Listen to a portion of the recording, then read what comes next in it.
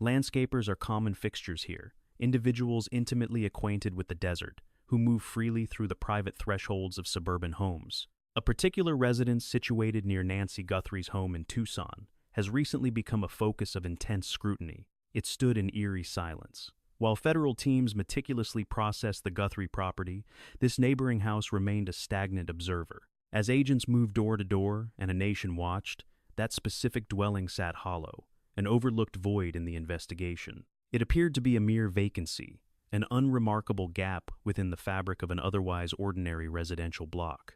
In a neighborhood defined by transient rentals and constant renovation, it was the kind of detail that easily escapes suspicion. While the local architecture shifts every few years, the central mystery now hinges on what occurred behind that specific threshold.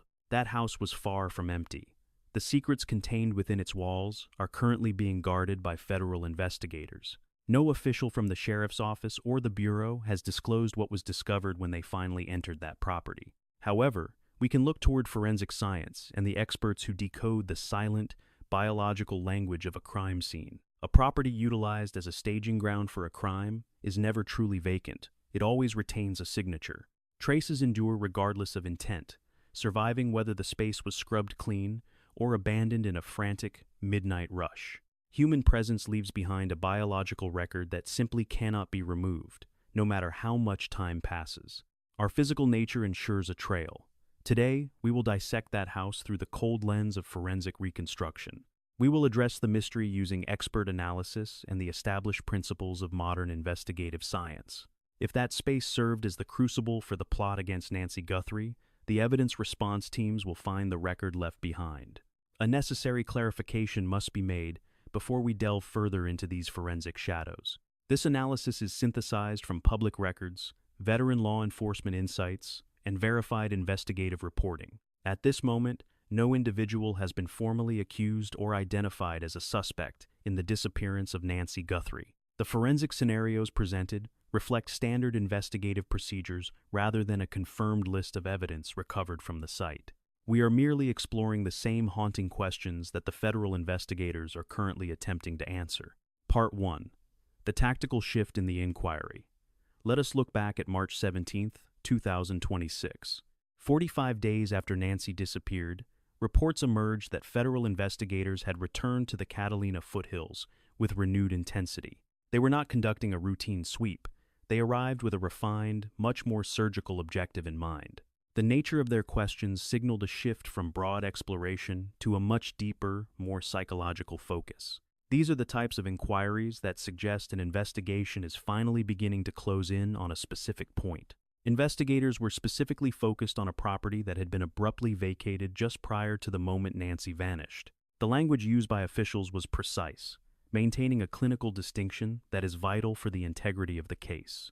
This was not a confirmation of a crime scene, but a clear signal that the previous tenant's departure had become a priority. While these facts exist separately, their intersection creates a narrative friction that investigators are now following closely. The scrutiny extended beyond a single address, as investigators began a comprehensive audit of the entire neighborhood's recent activity. Simultaneously, agents were demanding the identities of every laborer and contractor associated with local construction projects.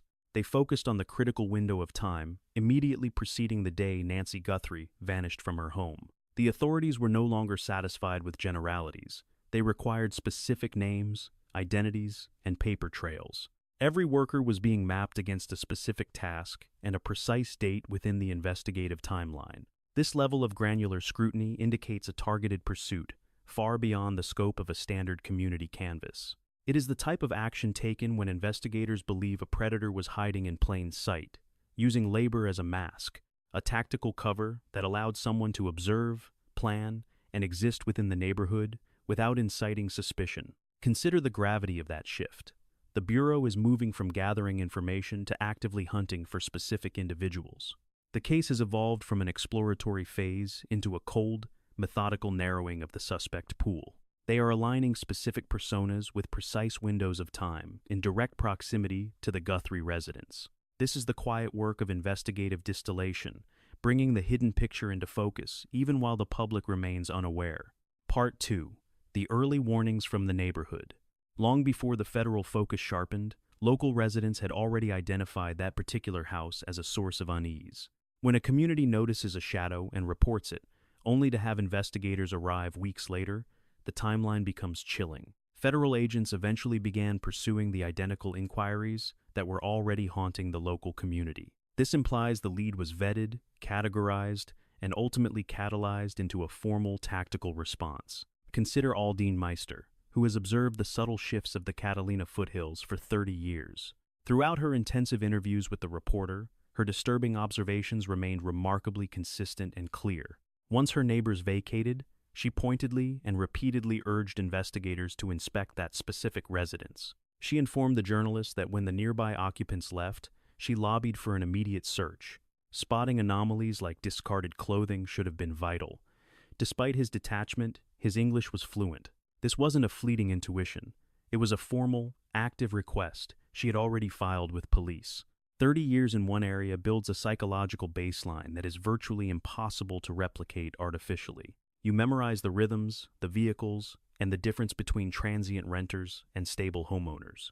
You instinctively distinguish a routine vacancy from a departure that feels fundamentally and chillingly wrong. Meister's instincts were perfectly calibrated, and her surroundings whispered that the house required a sweep.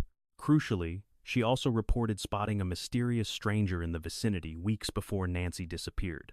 Neither a resident nor a known contractor, he navigated the block with a deeply misplaced energy. While his face remained obscured, she fixated on one specific, identifying detail: his choice of headwear. She tracked him visually and concluded that he was a jarring anomaly who simply did not belong. She remarked that 30 years of residency grants you a sixth sense for what truly fits there. A misplaced stranger observed prowling the neighborhood just 2 to 3 weeks prior to the abduction. A rental property falling silent in that same window, 2 red flags noticed by a single observer. Another resident, Laura Gargano, offered a similar perspective when detailing the situation to the media. Rentals are rare there, yet one was suddenly vacated within days of Nancy's mysterious disappearance. Noticing the empty driveway, she verified with other neighbors that the vehicle had indeed vanished. They collectively agreed the occupants had fled, evidenced by the total absence of their transportation. Her camera only reached her driveway's edge, yet it captured enough to signal a significant shift. Prompted by civic duty, she contacted investigators because she recognized something was fundamentally amiss. Regardless of relevance, she made the report.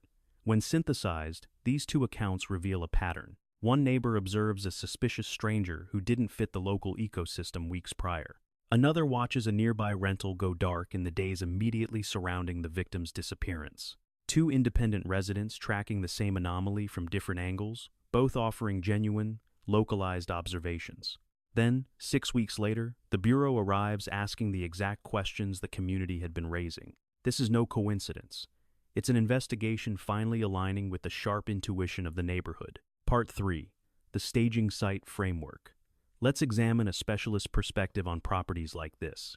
Because Bob Krager is far more than a typical consultant or retired law enforcement officer. He spent nearly 30 years as a SWAT commander, specializing in tactical planning and high-stakes operations. His career centered on understanding how predators plan, execute, and establish clandestine tactical positions. He specializes in surveillance and environmental exploitation, and he knows the Catalina foothills intimately. He is familiar with the terrain, the residential patterns, and the architectural layout of the area. In an exclusive briefing, he noted that a vacant residence serves a very specific, dark purpose. A suspect might utilize such a location as a clandestine hub or a tactical staging ground. It provides a plausible cover story to frequent the area without alerting the local residents. Analyze that. A cover story. This implies repeated, prolonged access rather than a single, brief appearance. It allows for an extended presence, a justification for being there that doesn't trigger any alarms. To a casual observer, a car in the driveway simply looks like routine, unremarkable domestic life. It is that very veneer of normalcy that gives a staging location its lethal tactical value. Krager detailed more than just logic. He explained the specific operational advantages such sites provide predators. Holding that lease allowed an intruder to slip beneath the radar, monitoring the street's pulse while tracking every neighbor's arrival and departure. They charted the precise movements of everyone nearby, focusing specifically on Nancy. internalize that reality. Nancy's daily life was being timed. Across 30 years of tactical operations and profiling in Pima County, Bob Krieger has recognized the signatures of a calculated crime. He understands the invisible patterns left when a predator waits. His theory regarding this vacant Catalina Foothills rental is grounded in cold reality. He is identifying the tactical premeditation of individuals who weaponize proximity and time to master one woman's habits before striking. This obsession with her schedule is the detail that haunts the case. At what time did Nancy exit each dawn? When were her lamps extinguished? When was the residence locked? When was it vulnerable? Was she alone? When did relatives visit and depart? Such questions aren't resolved by a single look. They demand a persistent, watchful presence. They necessitate a staging ground within sight, fitting the exact profile Krieger is currently outlining. This trail leads to an 84-year-old woman living predictably alone, residing mere hundreds of yards from a site currently under federal investigation. Segment 4. The architectural breakdown of a surveillance hub. Now we address the mystery. If that home was occupied for planning or reconnaissance before February 1st, it surrendered forensic evidence. This isn't just a hunch or a theory. This is the precision of forensics, explaining why federal evidence teams are mobilized. We begin with biological traces. Every human being sheds microscopic remnants of themselves constantly and without intent. Roughly 30 to 40,000 skin cells fall away every hour, coating every surface a person touches. Strands of hair with follicles intact settle into the upholstery and carpet wherever a subject rests or moves. Saliva stains the rims of cups and handles, while sweat seeps into any furniture where body heat was concentrated. Against the walls, on every surface touched by warmth. Even a short-term occupant in a rental leaves a massive volume of this material behind. It embeds itself in carpet fibers, wood grains, window ledges, and the frames of chairs. In this investigation, that material is identified as touch DNA. The definition is as literal as the name implies. It is genetic evidence left not by violence, but by the simple, everyday act of touching a surface. No blood or struggle is required. It only requires a person to exist in a space over time. Someone watching from a window for hours would leave their genetic signature along that frame, or the glass itself. Anyone who sat in the same chair would leave a biological map on the fabric. Utilizing the kitchen, turning a tap, or opening the fridge leaves a forensic mark on every point of contact. The crucial advantage here is the rental status. The list of legitimate occupants is small and documented. Property managers maintain records of every tenant, and lease agreements define the exact dates of occupancy. Former residents can be located and their DNA excluded from the samples through simple comparison. What remains is the anomaly: biological material from an unknown person with no documented reason to be there. That forensic ghost is exactly what investigators are chasing. In a case where the primary scene yielded a difficult, mixed DNA profile, as the sheriff has openly conceded, finding matching material in a secondary location is invaluable. Here is the current status of the genetic evidence. Pima County officials have confirmed that a contaminated DNA sample was found inside the victim's house. This involves genetic material from multiple people that does not belong to Nancy or her close associates.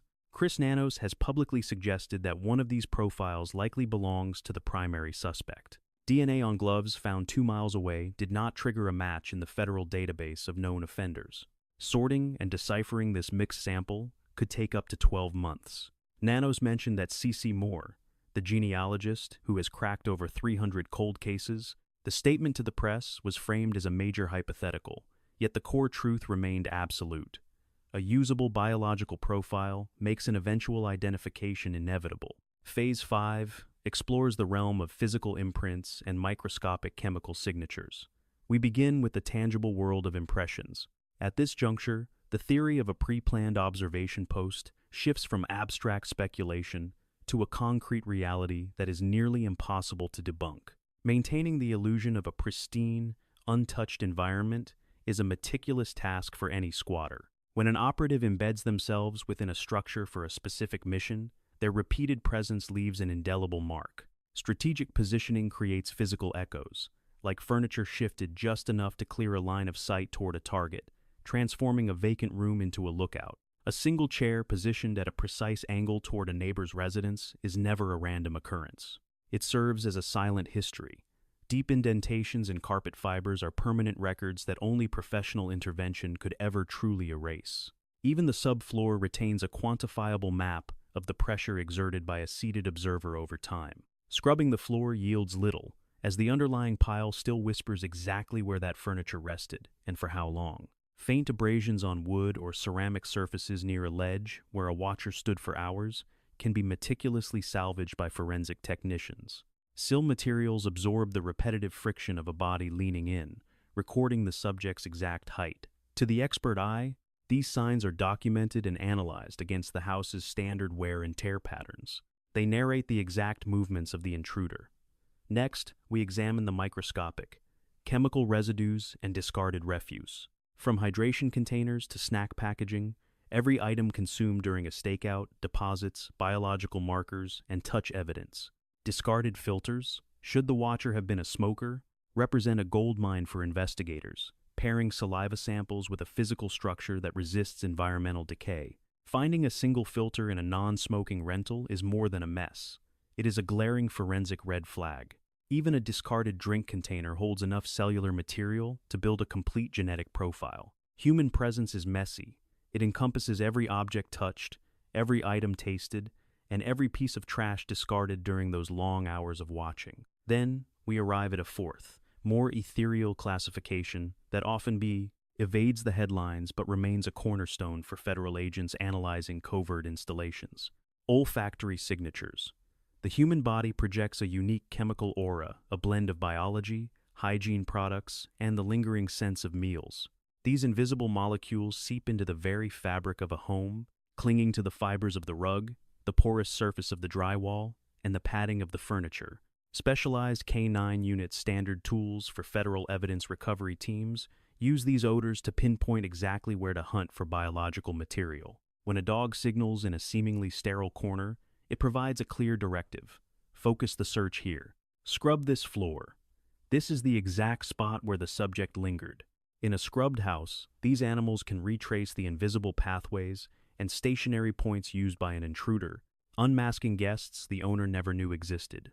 This is far from peripheral evidence.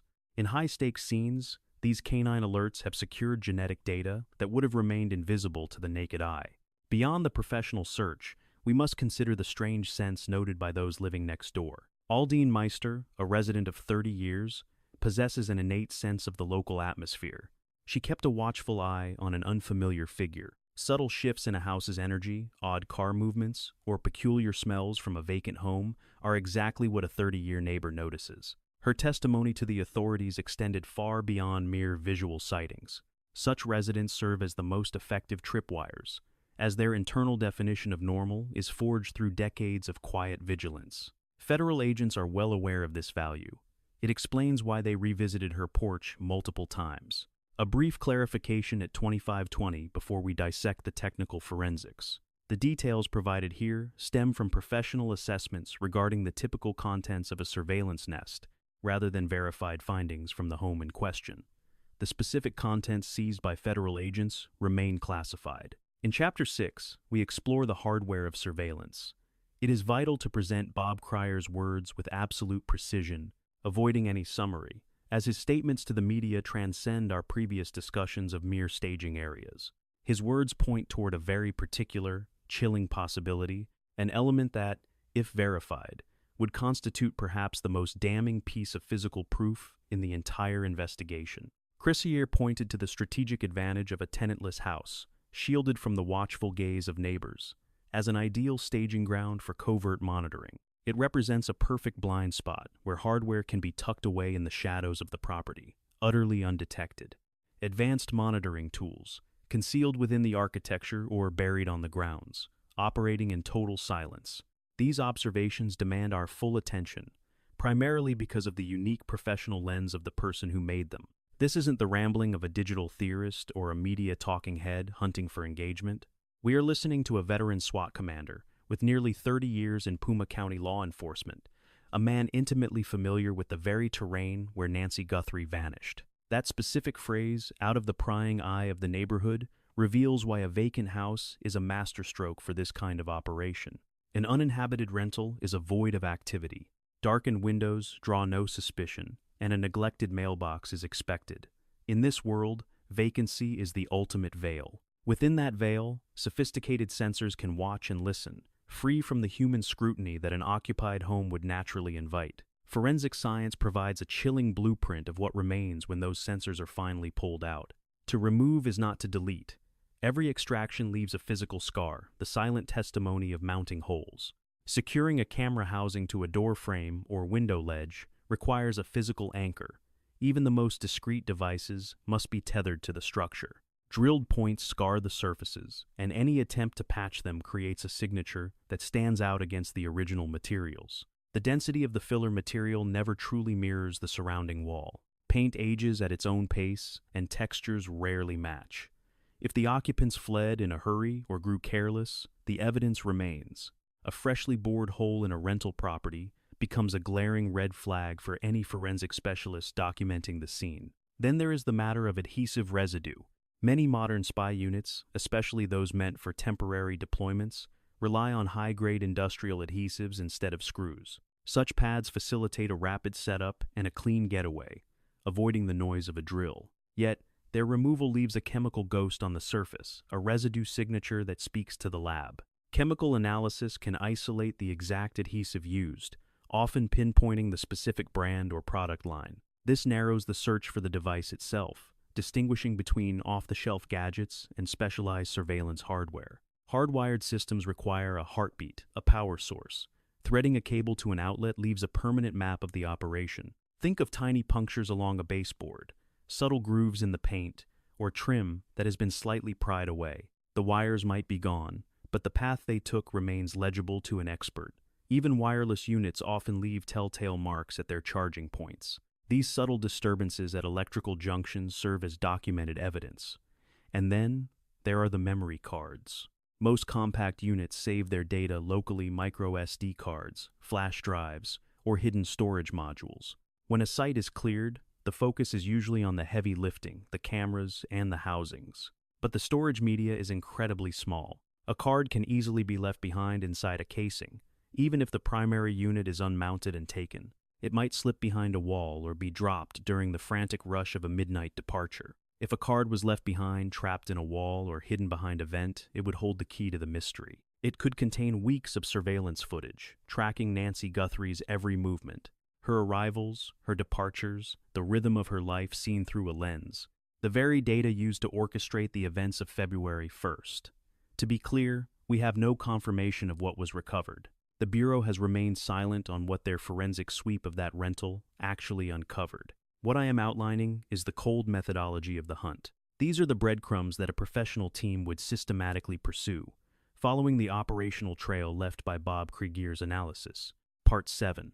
The Evidence Response Teams. The significance of this search lies in the elite caliber of the personnel involved. The FBI's Evidence Response Teams, or ERTs, are not your typical investigators.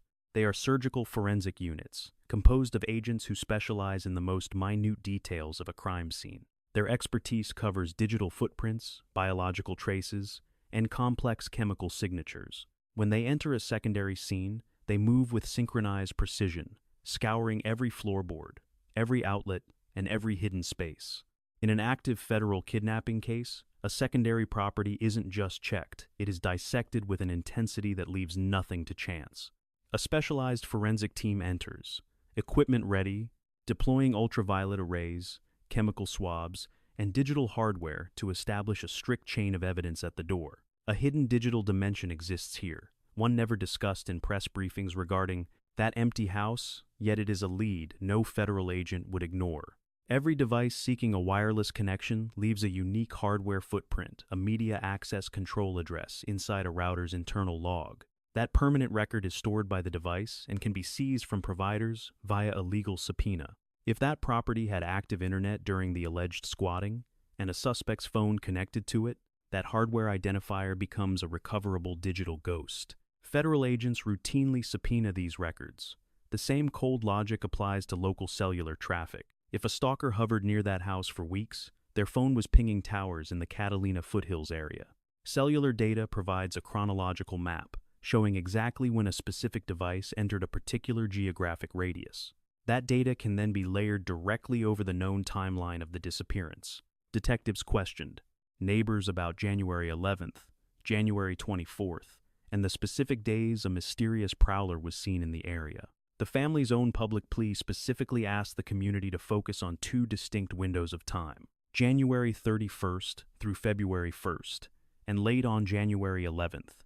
Experts suggest that earlier date points to a reconnaissance mission, surveying the target's home and security, studying her patterns and the risks 3 weeks before the snatch. If someone occupied that rental in January, and their phone hit those Foothills towers on January 11th, those facts collide. That January 11th date is no mere footnote. When a family working with federal agents asks for information on a night weeks before the crime, it carries immense weight. The theory of a trial run fits the methodical, calculated predator profile perfectly. You do not execute a kidnapping of this precision on a whim. You watch, you wait, you time the porch lights and the rhythm of the neighborhood. You test your disguise, check for witnesses, and ensure your exit works. January 11th was likely that night. If that empty rental served as a tactical base for an intruder during January, then his movements on the 11th are likely preserved in the same digital archives as the final crime. Cellular records never truly perish. Every approach and every retreat is etched into the cellular infrastructure. The Bureau has the legal reach to unearth it. Part 8. The genetic link. Let us synthesize everything the biological traces, the physical prints, and the electronic shadows we have uncovered. A secondary crime scene does more than just provide evidence. It completely reconfigures the entire structure of the investigation. Here is the reality. Agents recovered genetic material from inside Nancy Guthrie's residence. Local authorities have confirmed this to the press. The sheriff stated he believes it belongs to the kidnapper. However, that sample is a complex, mixed profile. Separating those individual strands is a technical nightmare that could take a year. Consequently, investigators are turning to genealogy. Experts believe the case is solvable with a clean sample. Investigative genealogy offers the clearest way forward. By uploading DNA profiles to public databases, they hunt for distant relatives of the unidentified contributor. They map family trees in reverse until a living suspect emerges who can be asked for a comparison. This very method caught the infamous Golden State Killer. It trapped the Idaho student murderer. It is effective, but it is an agonizingly slow process. Yet, a second path exists, one not hindered by sample quality or gaps in a suspect's public family tree. That path leads to the second scene. If the vacant house was a staging ground, if someone hid there, watching her, plotting from the shadows, then that home is not just a neighborhood curiosity. It is where the abduction was born. If a forensic sweep of those premises reveals any lingering biological traces, skin cells recovered from window frames, furniture, or any surface handled by a predator during weeks of hidden presence, this provides investigators genetic markers from two separate scenes, making the subsequent comparison a cold, mathematical certainty. Does the DNA from the empty house match the profile found inside the victim's home? Is the same individual in both? Two isolated crime scenes, two distinct forensic extractions, two entirely separate trails of evidence handling, a singular identity linking both. Within federal prosecution, the weight of such cross-jurisdictional DNA is almost impossible to overstate.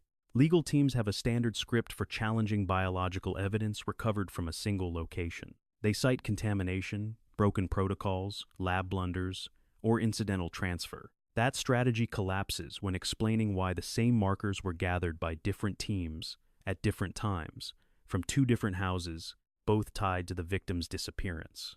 The legal burden shifts. Explain how your DNA haunted both locations. Account for your biology being present in the neighboring unit and deep within the residence of the woman taken. Rationalize the impossible timing. Defend the coincidence. Two scenes, one person. Consequently, a secondary scene isn't just more evidence.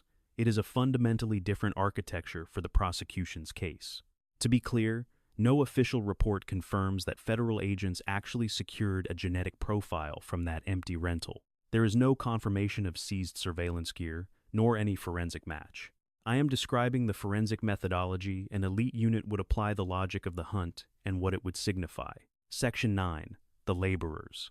One detail in the journalistic dispatches hasn't received the scrutiny it deserves: specifically the intense inquiry into construction workers occurring alongside the search of that uninhabited house. Federal agents weren't just curious about the neighbor who moved out. They were actively demanding the identities of every contractor and laborer working on nearby job sites in the weeks before her abduction.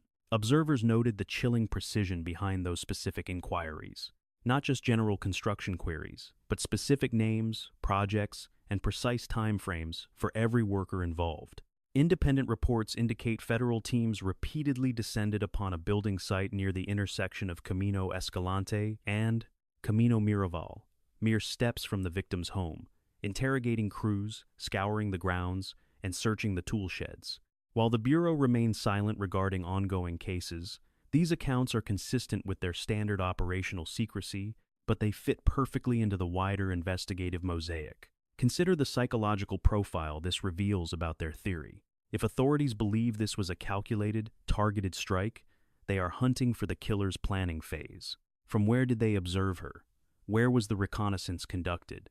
A job site provides a predator with legitimate cover. Work trucks blend in. Laborers move freely. A stranger can haunt a street for weeks without ever appearing suspicious. A construction site serves as a perfect mask, much like a vacant rental property. Both offer the same tactical advantage, a way for an outsider to remain in the area without attracting notice. The FBI is tugging both threads because they lead to the same haunting question. Did a predator use physical closeness as a weapon for their preparation? Reflect on what these parallel tracks suggest regarding the current status of the manhunt. When federal agents split focus between the empty house and the laborers, they aren't just fishing in the dark. You don't catalog every name on a payroll or search sheds unless those actions serve a singular, narrowing focus. Unless a theory unifies both leads, investigators at this level do not indulge in busy work. When two distinct paths are pursued simultaneously, the underlying logic suggests they will eventually meet at the same door. They might be different vectors closing in on one individual, or perhaps a more organized criminal network. Or perhaps the FBI is being surgical, stripping away every layer of local camouflage before striking what remains. Regardless, the targeted nature of these moves indicates a hunt that has drastically tightened since the initial chaos. In high-stakes profiling, there is a doctrine known as the coverage map.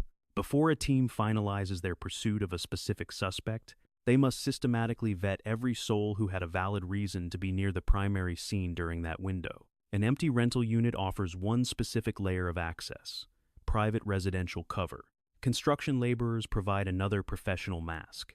Once both of these groups are scrutinized, having interviewed them, analyzed voluntary genetic samples, and verified their daily schedules, you are left with a pool of individuals whose presence lacks any lawful explanation. This narrowed group becomes the target universe. Federal agents are systematically navigating this filter. In a high-stakes abduction probe, this sequence is methodical, chronological, and absolutely relentless. Chapter 10. The current depth of federal intelligence. We can state this with certainty. The Bureau thoroughly searched that specific residence. Agents do not spend 6 weeks interrogating neighbors about a property without eventually processing it. Standard protocols for kidnapping investigations mandate a full sweep of every high-interest location. This is confirmed because 2 of the victim's neighbors explicitly requested an inspection of that house during the very first week of inquiries. The Bureau is intimately familiar with the anatomy of a staging location. They have dismantled hundreds of them across decades of organized crime and kidnapping cases. They recognize biological signatures, physical marking patterns, and the echoes of digital footprints.